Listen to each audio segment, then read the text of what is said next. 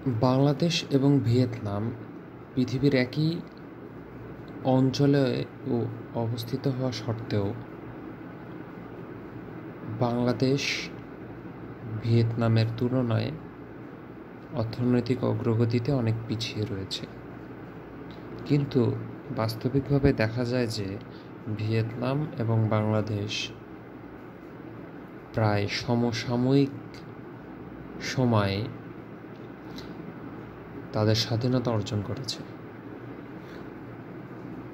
সংস্কার প্রক্রিয়ায় সংবিধানের মূলনীতি থেকে সমাজতন্ত্র বাদ দেওয়ার চেষ্টা চলছে, অথচ সোভিয়েতের পতনের পরও 21 শতকের সমাজতন্ত্রের নানা পরিবর্তিত মডেল বিশ্বের নানা দেশে অর্থনৈতিক উন্নয়ন ত্বরান্বিত করায় সফলভাবে অনুষ্ঠিত হয়ে চলেছে। এর মধ্যে ভিয়েতনাম মডেল অন্যতম। ভিয়েতনামে 20 বছর ধরে যুদ্ধ করে লজ্জাজনক পরাজয় মেনে নিতে হয়েছিল যুক্তরাষ্ট্রকে। ভিয়েতনাম বিজয় অর্জন করে 1975 সালে। বাংলাদেশের মুক্তিযুদ্ধে বিজয় অর্জন করেছিল 1971 সালে। 2 দশকের চরম বিধ্বংসী স্বাধীনতা যুদ্ধে বিজয় অর্জনের পর ভিয়েতনাম বাংলাদেশের মতো বিশ্বের সবচেয়ে দরিদ্র দেশ হিসেবে বিবেচিত হতো। এ সত্ত্বেও ভিয়েতনাম কখনো কোনো দেশের কাছে মাথা নত করেনি, ভিক্ষার জন্য হাত পাতেনি, এমনকি অনুদান ও সফট লোনের আশায় জাতিসংঘের স্বল্পোন্নত দেশের ক্যাটাগরিতেও অন্তর্ভুক্ত হতে আবেদন করেনি। অথচ কি দারুণ কষ্টকর ছিল 1975 থেকে পরবর্তী ভিয়েতনামীদের জীবন। ভিয়েতনামের মাথাপিছু জিডিপি 1974 সালে ছিল মাত্র $65, সত্যিই খুব কম। 1986 সালে দৈময় সংস্কার কার্যক্রম গ্রহণের আগে 1985 সালে তা ছিল $285। 2025 সালে IMF-এর প্রকলন মোতাবেক ভিয়েতনামের মোট জিডিপি $490 বিলিয়ন।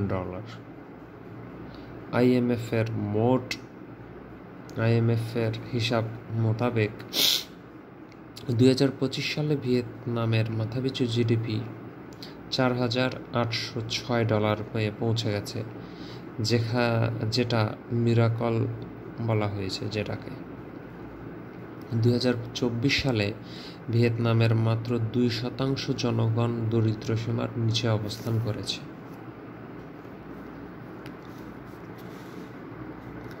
1986 সালে দৈময় সংস্কার কার্যক্রম বাস্তবায়ন শুরু হওয়ায় 39 বছর পর এখন পাশ্চাত্যের অর্থনৈতিক উন্নয়নের চিন্তকেরা ভিয়েতনামের অর্থনীতিকে সোশ্যালিস্ট ওরিয়েন্টেড মার্কেট ইকোনমি হিসেবে বর্ণনা করেছে। দৈময় কর্মসূচিতে কালেকটিভ ফার্মিং নিষিদ্ধ করে জমির উপর জনগণের অধিকার ফিরিয়ে দেওয়া হয়েছে। দৈময় অর্থনীতি ও রাজনৈতিক সংস্কারের প্রধান 3টি ডাইমেনশন হল অত্যন্ত শক্ত হাতে আন্তর্জাতিক বাণিজ্য উদারীকরণ, অত্যন্ত দ্রুত অভ্যন্তরীণ অর্থনীতির বিনিয়ন্ত্রণ এবং সরকারি হস্তক্ষেপ হ্রাসের মাধ্যমে ব্যবসা করার খরচ ও বাধাবিঘ্ন কমিয়ে ফেলা, রাষ্ট্রীয় খাতে বিনিয়োগ প্রবলভাবে জোরদার করার মাধ্যমে মানব উন্নয়ন যেমন শিক্ষা ও ভৌত অবকাঠামো উন্নয়নকে প্রথম অগ্রাধিকারে পরিণত করা। বিশেষত প্রাইমারি শিক্ষা ও বৃত্তিমূলক বা ভোকেশনাল শিক্ষাকে সবচেয়ে বেশি অগ্রাধিকার দিয়ে ভিয়েতনাম 2000 সালের মধ্যেই তার পুরো জনসংখ্যাকে 100% শিক্ষিত করে তুলেছে এবং জনগণের বিশাল একটি অংশকে প্রযুক্তিগত দক্ষতা অর্জনের সফল করে তুলেছে। এই লাইনটা ছিল সবচাইতে গুরুত্বপূর্ণ কথার মধ্যে একটি, যে ভিয়েতনামিরা তাদের জনগণকে অত্যন্ত শিক্ষিত করে তুলেছে। এই যে রাষ্ট্রীয় খাতে বিনিয়োগে প্রবলভাবে জোরদার করার মাধ্যমে মানব উন্নয়ন, যেমন শিক্ষা এবং ভৌত অবকাঠামো উন্নয়নকে প্রথম অগ্রাধিকারে পরিণত করেছে। বিশেষত প্রাইমারি শিক্ষা ও বৃত্তিমূলক বা ভোকেশনাল শিক্ষাকে সবচেয়ে বেশি অগ্রাধিকার দিয়ে ভিয়েতনাম 2000 সালের মধ্যেই তারা পুরো জনসংখ্যাকে শতভাগ শিক্ষিত করে তুলেছে এবং জনগণের বিশাল একটি অংশকে প্রযুক্তিগত দক্ষতা অর্জনে সফল করে তুলেছে। ভিয়েতনামের জনগণ শতভাগ 2025 সালের স্বাস্থ্য বিমার আওতায় সেবা পেতে চলেছে। তাহলে স্বাস্থ্য বিমা ভিয়েতনামের উন্নয়নের একটা গুরুত্বপূর্ণ অবদান। জনসংখ্যা নীতির ব্যাপারে ভিয়েতনাম কঠোরভাবে 2 সন্তান নীতি, ভিয়েতনাম তাহলে জনসংখ্যা নীতিতেও এগিয়ে আছে, 2 সন্তান নীতি অনুসরণ করে চলেছে। আয় ও সম্পদ বৈষম্যের ক্ষেত্রে ভিয়েতনাম অত্যন্ত যত্নে বৈষম্য বৃদ্ধির প্রবণতাকে প্রতিরোধ করে যাচ্ছে। অর্থনৈতিক উন্নয়নের সুফলকে কয়েকটি নগরে কেন্দ্রীভূত না করে ভিয়েতনাম গ্রামীণ জনগণের মধ্যে উন্নয়নের সব ডাইমেনশনকে পৌঁছে দিতে বদ্ধপরিকর। তার মানে ভিয়েতনাম শুধুমাত্র কয়েকটি নগরকে যে উন্নত করে তুলবে তা না, তাদের এই উন্নয়নটা পুরো রাষ্ট্রের প্রতিটা সকল নাগরিক বা সকল নগরের মধ্যে পৌঁছে দিতে চেয়েছে বা বিস্তৃত করতে চেয়েছে। বৈদেশিক বিনিয়োগকে প্রবলভাবে উৎসাহিত করে চলেছে ভিয়েতনাম। তার মানে তারা বৈদেশিক বিনিয়োগকেও প্রবলভাবে উৎসাহিত করেছে। স্যামসাং, এলজি, অলিম্পাস ও পাইওনিয়ার এসব কোম্পানি দক্ষিণ পূর্ব এশিয়ার হাব এখন ভিয়েতনামে। তাহলে যে পৃথিবীর যে বড় বড় টেক জায়ান্টগুলো আছে, যাদের পণ্যকে আমরা খুব বেশি ব্যবহার করি বা যাদের পণ্যের প্রতি আমাদের একটা বিশ্বস্ততা রয়েছে, যেমন স্যামসাংয়ের মোবাইল, এলজির টেলিভিশন, ফ্রিজ ইত্যাদি কোম্পানিগুলোর এখন দক্ষিণ পূর্ব এশিয়ার যে ওদের হাবটা রয়েছে, দক্ষিণ পূর্ব এশিয়ার যে মূল তাদের ম্যানুফ্যাকচারিং এরিয়াটা রয়েছে, তা এখন বর্তমানে ভিয়েতনামে। কারণ ভিয়েতনাম তার অবকাঠামোগত উন্নয়ন করতে সক্ষম হয়েছে, তাই এই বিশ্বমানের কোম্পানিগুলো তাদের ম্যানুফ্যাকচারিং যে হাবটা রয়েছে, দক্ষিণ পূর্বাঞ্চলের যে ডিস্ট্রিবিউটিং হাব, ম্যানুফ্যাকচারিং হাব রয়েছে, তা ভিয়েতনামে করতে সক্ষম হয়েছে বা পেরেছে। এখন ভিয়েতনামে প্রতি বছর বৈদেশিক বিনিয়োগের হার দাঁড়িয়েছে 20 থেকে 25 বিলিয়ন মার্কিন ডলার। ভাবা যায়, বিশাল। তাহলে এই বিশাল অর্থ তারা বৈদেশিক বিনিয়োগ পাচ্ছে। এই বৈদেশিক বিনিয়োগ তাদের দেশীয় কর্মসংস্থান বৃদ্ধি করছে, তাদের জিডিপিতে একটা বিশাল ব্যাপক অবদান রাখছে, তাদের বেকারত্ব হ্রাস করছে, তাদের মাথাপিছু আয় বৃদ্ধি পাচ্ছে এবং সর্বোপরি তাদের অর্থনীতিকে একটা ব্যাপক রেভলিউশন বা ব্যাপক জোয়ারের সৃষ্টি করেছে। এই ক্রমবর্ধমান অর্থনীতি গতিশীলতার পেছনের চাবিকাঠি হলো ভিয়েতনামের দুর্নীতি প্রকোপ অনেক কম। ভিয়েতনামের শ্রমশক্তি ও মানব পুঁজি বাংলাদেশের চেয়ে অনেক শিক্ষিত, দক্ষ ও পরিশ্রমী। কি সুন্দর কথা যে ভিয়েতনামের এই অর্থনৈতিক গতিশীলতার পিছনের প্রধান কারণ হলো ভিয়েতনামের দুর্নীতির প্রকোপ অনেক কম। হ্যাঁ, এটা একটা খুব গুরুতর কথা। এবং ভিয়েতনামের যে শ্রম শক্তি বা মানব পুঁজি, তা বাংলাদেশের চেয়ে অনেক বেশি শিক্ষিত, দক্ষ এবং পরিশ্রমী।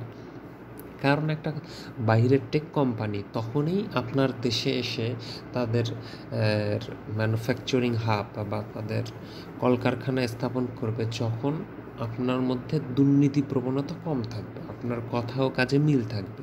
দ্বিতীয়ত, আপনার দেশে তারা ক্যাপাবল বা দক্ষ বা পরিশ্রমী বা পটু শিক্ষিত শ্রমিক পাবে, যা তাদের উন্নত মানের টেকনোলজিকে বা উন্নত মানের যন্ত্রাংশকে বানাতে বা ম্যানুফ্যাকচারিং করতে বা ম্যানুফ্যাকচার করতে তাদের সুবিধা হবে। ভিয়েতনামের ভৌত অবকাঠামো উন্নয়ন চমকপ্রদ। বন্দর, মহাসড়ক ও সুলভ গণপরিবহনের ক্ষেত্রে ভিয়েতনাম দ্রুত আধুনিকায়নের একটি সফল দেশ। তাহলে দ্বিতীয় কথা হলো কি, ভিয়েতনাম তাদের ভৌত অবকাঠামোর উন্নতি ঘটাইছে, কিন্তু এই ভৌত অবকাঠামোর উন্নতি কোন কোন জায়গায় ঘটিয়েছে? তারা তাদের যোগাযোগ ব্যবস্থাকে উন্নত করার জন্য তাদের যে বন্দরগুলো আছে, সেটা হতে পারে স্থলবন্দর, হতে পারে নৌবন্দর, তাদের যে মহাসড়কগুলো রয়েছে, তাদের গণপরিবহন রয়েছে, এগুলোর দ্রুত আধুনিকায়ন করতে সক্ষম হয়েছে। তৈরি পোশাক শিল্পে ভিয়েতনাম এখন বাংলাদেশকে হটিয়ে গণচীনের পরে বিশ্বের দ্বিতীয় অবস্থান দখল করে নিচ্ছে, কিন্তু এখনও কিন্তু নেয় নাই। এই কথাটা একটু ভালো করে খেয়াল করবেন। এখনও কিন্তু বাংলাদেশ বিশ্বের দ্বিতীয় তৈরি পোশাক শিল্প রপ্তানিকারক দেশ, কিন্তু গণচীনের পর বা চীনের পরেই ভিয়েতনাম এখন বিশ্বের দ্বিতীয় তৈরি পোশাক শিল্পর সমৃদ্ধ বা পোশাক শিল্প রপ্তানিকারক দেশ হতে যাচ্ছে। ইলেকট্রনিক পণ্য রপ্তানিতে এখন সিঙ্গাপুরের পরে ভিয়েতনাম দক্ষিণ পূর্ব এশিয়ার দ্বিতীয় অবস্থানে উঠে এসেছে। তার মানে ইলেকট্রনিক পণ্য রপ্তানিতে দক্ষিণ পূর্ব এশিয়ার প্রথম দেশ হলো সিঙ্গাপুর। এই সিঙ্গাপুরের পরেই এই দক্ষিণ পূর্ব এশিয়ার যে দ্বিতীয় দেশটা রয়েছে তা উঠে এসেছে ভিয়েতনাম। চাল রপ্তানিতে থাইল্যান্ডকে হটিয়ে ভিয়েতনাম ভারতের পরে বিশ্বের দ্বিতীয় স্থানে উঠে এসেছে। তাহলে চাল রপ্তানিতে থাইল্যান্ডকে হটিয়ে ভিয়েতনাম ভারতের পরে বিশ্বের দ্বিতীয় অবস্থানে। তাহলে চাল রপ্তানিতে প্রথম ভারত, দ্বিতীয় হলো ভিয়েতনাম।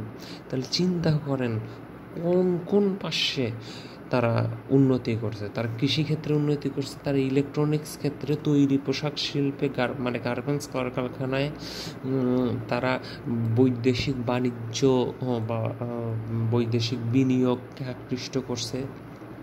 ব্রাজিলের পর কফি রপ্তানিতেও ভিয়েতনাম বিশ্বের দ্বিতীয় স্থানে উঠে রয়েছে। তাহলে কফি রপ্তানিতেও বিশ্বের দ্বিতীয় ভিয়েতনাম। 9.5 কোটি জনসংখ্যার দেশ ভিয়েতনামের মোট রপ্তানি আয় বাংলাদেশের কয়েক গুণ। ভাবা যায়? চিন্তা করেন একবার, বাংলাদেশের জনসংখ্যা প্রায় 18 কোটি প্লাস জনসংখ্যার রিপোর্ট অনুযায়ী। এমনিতে তো হয়তো বা 20-এর কাছাকাছি হবে, কিন্তু সেখানে মাত্র 9 কোটি জনসংখ্যা দিয়া বাংলাদেশের সমসাময়িক সময়ে স্বাধীনতাপ্রাপ্ত একটা দেশ ভিয়েতনাম, যার মাথাপিছু আয় মাত্র $65 ছিল 1974 সালে স্বাধীনতার পর, সে এখন বিশ্বের কফি উৎপাদনে দ্বিতীয়, চাল রপ্তানিতে দ্বিতীয়, বিশ্বের তৈরি পোশাক রপ্তানিতে দ্বিতীয়, তারপরে দক্ষিণ পূর্ব এশিয়ার ইলেকট্রনিক্স পণ্য রপ্তানিতে দ্বিতীয়। কি চান আপনি? সব কিছুতেই সে ধীরে ধীরে উন্নতি সাধন করছে। 2025 সালে ভিয়েতনামের মোট জিডিপি $490 বিলিয়ন। এই জিনিসটা একটু মাথায় রাখেন।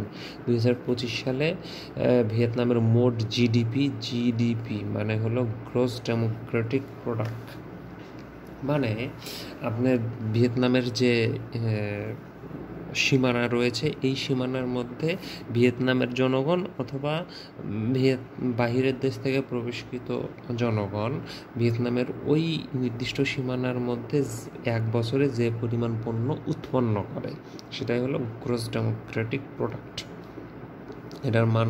এটা হলো কত? $490 বিলিয়ন। মাথাপিছু নমিনাল জিডিপি প্রকল্পিত হয়েছে $4,806, যা 1985 সালে ছিল মাত্র $285। কই 285 আর কই 4,000। তুলনামূলকভাবে 2025 সালের জুনে বাংলাদেশের মোট জিডিপি প্রকল্পিত ছিল $462 বিলিয়ন, আর মাথাপিছু জিডিপি নির্ধারিত হয়েছিল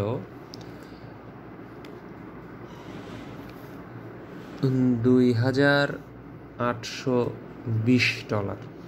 2024 সালে ভিয়েতনামের মোট রপ্তানি আয় ছিল $405 বিলিয়ন।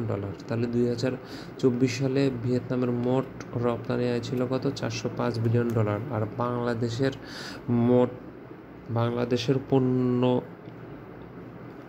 থেকে রপ্তানি আয় 2024-25 অর্থবছরে ছিল মাত্র $48 বিলিয়ন। সিসি, এটা খুবই কষ্টকর, এটা সত্যিই খুব কষ্টকর। একই সাথে স্বাধীনতাপ্রাপ্ত দেশ সমসাময়িক, তারা নিজেকে কি পরিমাণে উন্নত সাধন করছে, কি পরিমাণে নিজেকে উন্নত বা ডেভেলপ বা ক্যাপাবল করে তুলেছে, সে তুলনায় বাংলাদেশের অবস্থানটা একটু আমরা চিন্তা করি। 2024 অর্থবছরে ভিয়েতনাম মোট রপ্তানি আয় ছিল $405 বিলিয়ন, বাংলাদেশে মাত্র $48 বিলিয়ন। ভিয়েতনামের রপ্তানি আয়ের 1/4 এনে দিয়েছে স্যামসাং। তাহলে চিন্তা করেন তারা নিজেকে টেকনোলজিক্যালি কতটা ডেভেলপ করছে, যে স্যামসাংয়ের মতো একটা বিশ্ব টেক জায়েন্ট তাদের দেশকে তাদের ম্যানুফ্যাকচারিং হাব বা এই দক্ষিণ পূর্ব এশিয়ার কন্ট্রোলিং হাব হিসেবে তারা বেছে নিয়েছে। এই কারণে তাদের মোট রপ্তানি আয়ের মানে যে পরিমাণ তারা মনে করেন তারা 100 বিলিয়ন যদি রপ্তানি করতো, তার 1/4 মানে 1/4 মানে 25%ই তারা শুধুমাত্র স্যামসাংই এনে দিয়েছে। অথচ ভিয়েতনামে যাওয়ার আগে স্যামসাং তাদের কার্যক্রম শুরু করতে চেয়েছিল বাংলাদেশে চট্টগ্রামের কোরিয়ান ইপিজেড এলাকায়। তাহলে চিন্তা করেন এই কোরিয়ান ইপিজেড এলাকায় যদি স্যামসাং বাংলাদেশে চট্টগ্রামে তাদের ম্যানুফ্যাকচারিং হাবটা বানাইতো, তাহলে বাংলাদেশের রপ্তানি আয় আজকে কই চলে যেত, আমরা স্যামসাং মোবাইল পাইতাম কিনতে। Just a joke. ভিয়েতনামের একদলীয় শাসন আমাদের কাছে গ্রহণযোগ্য নয়, তবু শিক্ষা, স্বাস্থ্য, সামাজিক নিরাপত্তা, আয় বৈষম্য নিরসন ও ভৌত অবকাঠামো উন্নয়নে কিভাবে ভিয়েতনাম অভূতপূর্ব সাফল্য অর্জন করেছে এটা আমাদের জানতে হবে। সত্যি তাদের দেশে একদলীয় শাসন ব্যবস্থা আছে, আমরা গণতান্ত্রিক দেশের লোক, আমাদের কাছে সেটা হজম নাও হতে পারে, বাট এইটা আমাদের হজম করতে হবে যে শিক্ষা, স্বাস্থ্য, সামাজিক নিরাপত্তা, আয় বৈষম্য নিরসন এবং ভৌত অবকাঠামো উন্নয়নে তারা আমাদের তুলনায় তাদের মানে হিউজ পরিমাণ তারা ডেভেলপ, তাদের সাথে আমাদের তুলনায় চলে না। আর বাংলাদেশের গণতন্ত্র শেখ হাসিনার একতরফা নির্বাচনী প্রহসনের মাধ্যমে লাইনচ্যুত হয়ে স্বৈর শাসনে পরিণত হয়েছিল অন্তর্বর্তীকালীন সরকার 2024 সালে পর্যন্ত। 2009 থেকে 2024 সাল পর্যন্ত শেখ হাসিনার শাসনতন্ত্র আমলে বাংলাদেশ থেকে মোট $234 বিলিয়ন বিদেশে পাচার হয়ে গেছে। আচ্ছা, এখানে বলছে যে অন্তর্বর্তীকালীন সরকারের একটা শ্বেতপত্রের হিসাব অনুযায়ী 2009 থেকে 2024 পর্যন্ত বাংলাদেশ থেকে $243 বিলিয়ন বিদেশে পাচার হয়েছে। আচ্ছা, ভিয়েতনামে এ ধরনের পুঁজি পাচারের কোনো সুযোগ নেই, তার মানে ভিয়েতনামে কিন্তু পুঁজি পাচার হয় না। তা ভিয়েতনামে কিন্তু ওই যে একটু আগে বলছে যে ভিয়েতনামে দুর্নীতি নাই। হ্যাঁ, ভিয়েতনামের জনগণেরা শিক্ষিত, দক্ষ এবং পরিশ্রমী। তাহলে বলেন, তাহলে তারা উন্নতি করবে নাকি ভাদুয়া বাঙালির উন্নতি করবে? আপনারা বলেন। ভিয়েতনামে এ ধরনের পুঁজি পাচারের কোনো সুযোগ সৃষ্টি হয়নি। দেশের পুঁজি দেশেই বিনিয়োগ হয়েছে, যার সঙ্গে প্রতি বছর যুক্ত হয়েছে প্রায় 20 থেকে 25 বিলিয়ন ডলারের বৈদেশিক বিনিয়োগ। তার মানে যে পুঁজিটা দেশ অর্জন করেছে বা রাষ্ট্র অর্জন করেছে, রাষ্ট্র সেই পুঁজিটা নিজ দেশের বা নিজ ভৌগোলিক সীমানার অভ্যন্তরেই বিনিয়োগ করেছে এবং সেই সাথে প্রতি বছর 20 থেকে 25 বিলিয়ন এক্সট্রা বৈদেশিক বিনিয়োগ যুক্ত হয়েছে। যুক্তরাষ্ট্রের সঙ্গে গণচীনের চলমান বাণিজ্য যুদ্ধের কারণে গণচীনে উৎপাদনরত অনেক শিল্প কারখানা এখন ভিয়েতনামে সরিয়ে নেওয়া হচ্ছে। তার মানে এই ইউএসএ বা যুক্তরাষ্ট্র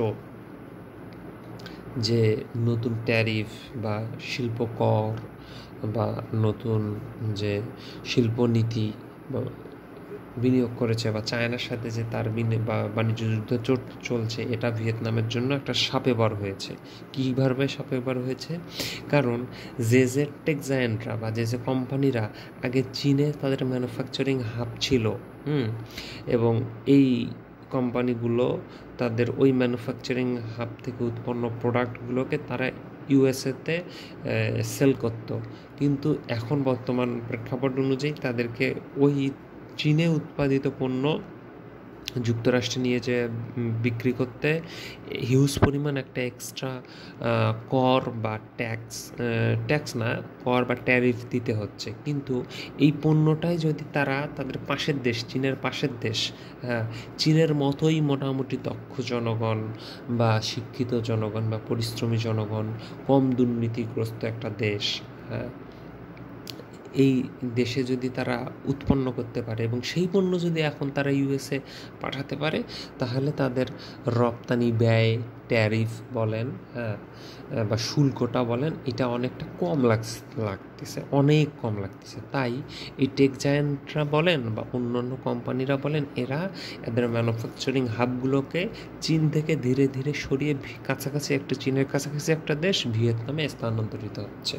মোটামুটি ভিয়েতনামের যে অবকাঠামোগত পরিস্থিতি, সেটা চীনের মতো অতটা ডেভেলপ না হইলেও চীনের কাছাকাছি, আমাদের এই দক্ষিণ পূর্ব এশিয়ার অন্যান্য দেশের তুলনায় চীনের কাছাকাছি। এই কারণে এই ইউএস বা যুক্তরাষ্ট্র এবং চীনের মধ্যকার যে বাণিজ্য যুদ্ধগুলো, এই বাণিজ্য যুদ্ধটা আমাদের ভিয়েতনামের কারণে একটি শাপে বার হয়েছে। সোভিয়েত স্টাইলের সমাজতন্ত্রকে যে যুগোপযোগী সংস্কার করতেই হবে, এটা বুঝে নিয়ে ভিয়েতনাম দৈময়ী সংস্কার কার্যক্রম বাস্তবায়ন করে চলেছে। ফলে 21 শতকের সমাজতন্ত্রের মাধ্যমে অর্থনৈতিক মিরাকল ঘটানো সম্ভব, সেটাই অকাট্য প্রমাণ ভিয়েতনাম। মানে 21 শতকের সমাজতন্ত্রের মাধ্যমে সত্যিই যে অর্থনৈতিক একটা মিরাকল বা একটা অবিশ্বাস্য ঘটনা ঘটানো সম্ভব, সেটা ভিয়েতনামকে দেখেই সম্ভব। এই দৈময়ী সংস্কার সম্পর্কে একটু বলি।